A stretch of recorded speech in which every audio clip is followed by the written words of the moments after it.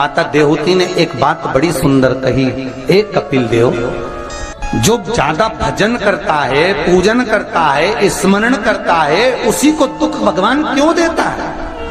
पड़ोसन कभी मंदिर नहीं जाती, अगरबत्ती नहीं लगाती, कभी किसी को 1 रुपया दान नहीं करती, वो तो खूब फले फूले।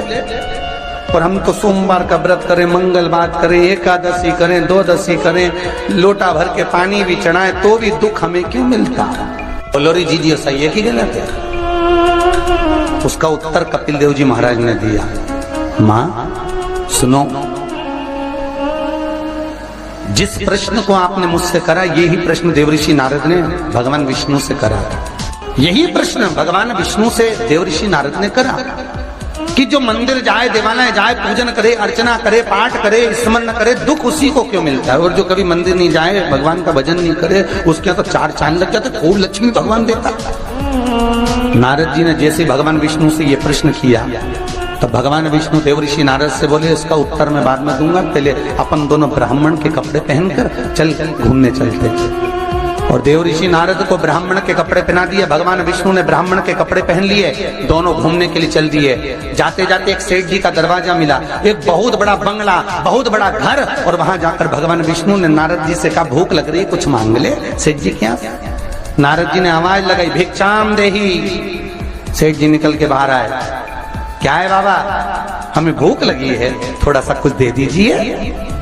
सेठ जी बोले, तेरा बाप रख के गया, दे दीजिए, निकलने यहां से बाहर। गए भिखारी, भीख मंगे, चल निकलो यहां से बाहर। नारद जी के तो कांटे से खून नहीं। नारद जी भगवान विष्णु को देख रहे हैं, भगवान विष्णु नारद को देख रहे हैं।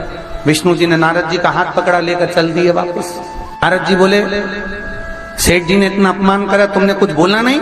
भगवान विष्णु ने दोनों हाथ उठाकर कहा, जा, तेरे यहाँ 4 चौगुना धन बढ़ जाए, तेरी दौलत और बढ़े, संपदा और बढ़े, तेरे पास में लक्ष्मी और बढ़े। नारद जी चले, भगवान विष्णु का हाथ पकड़ के बोले, ये कहाँ की रीति है? उसने धक्के मारकर निकाला, गाली दे के निकाला, बाप तक पहुंच गया, और तुम उससे कह रहे हो कि तेरी लक्ष्मी बढ़ जाए। नारद जी, भगवान विष्णु बोले, मेरा मन, चल तू तो आगे चल। और भगवान विष्णु लेकर चले तो एक बूढ़ी बुजुर्ग माता बैठी थी एक कमरे में, एक घर के अंदर। उस बुजुर्ग को देखा भगवान विष्णु ने कहा, नारद अब इसके यहाँ चलते चलते। जाकर आवाज लगाई, माता जी भिक्षाम दे, हमें भूख लग रही है माता जी, कुछ दे दीजिए। माता जी बोली, देखो बाबा, मेरे घर में खाने का तो कुछ भी नहीं है, बस एक गाय है, उस गाय की मैं सेवा करती हूँ, दूध मिलता है, वही दूध रखा हुआ है, तुम दोनों अंदर आ जाओ। और 2 आसन लगा दिए माता जी ने, दोनों को बिठा दिया। माता जी दोनों के लिए दूध लेकर आई, दे दिया। भगवान विष्णु और नारद चले। नारद जी बोले, कितनी अच्छी माता है, बिठा के दूध पिलाया, पानी पिलाया, और बस सेठ जी ने धक्के मारकर निकाल दिया। भगवान आशीर्वाद दो इस बूढ़ी माता को। भगवान विष्णु ने दोनों हाथ उठाकर कहा, जा, तेरी गाय मर जाए। अब तो और कांटे से खून नहीं। भगवान देवऋषि नारद ने कहा, प्रभु तुम्हारा ये स्वरूप मुझे बहुत बुरा लगा। भगवान ने कहा, कौन सा स्वरूप? वो सेठ जी ने धक्के मारकर निकाला था, कहते हैं और लक्ष्मी बढ़े, और वो बेचारी गाय का दूध पिलाई और तुम कहते उसकी गाय मर जाए। हाँ। भगवान बोले, मेरा मन, तो तुमने ऐसा क्यों करा? भगवान बोले, नारद तू मेरी लीला नहीं समझता ना। नारद जी बोले, कभी समझूंगा भी नहीं, पहले बताओ ये क्यों हुआ, लीला जाने दो, मुझे तो ये बताओ।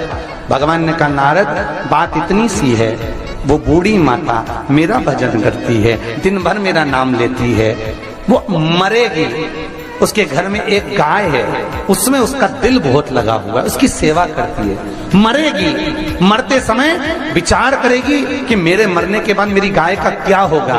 गाय की याद करते करते जब मरेगी तो उसको गाय की योनि मिल जाएगी, वो भगवान के पास नहीं आ पाएगी, विष्णु के पास नहीं आ पाएगी, इसलिए मैंने उसके मरने से पहले उसकी गाय को मार दी। नारद जी बोले, ये तो समझ में आ गया, पर अब ये बताओ कि वो सेठ जी को लक्ष्मी क्यों बढ़ाई? भगवान बोले, नारद उसको धन से बहुत प्रेम है, मैंने लक्ष्मी इसलिए बढ़ाने का आशीर्वाद दिया कि वो लक्ष्मी को जोड़ जोड़ के इकट्ठा कर कर कर जब मरेगा, वो लक्ष्मी और पैसे के चक्कर में जब मरेगा तो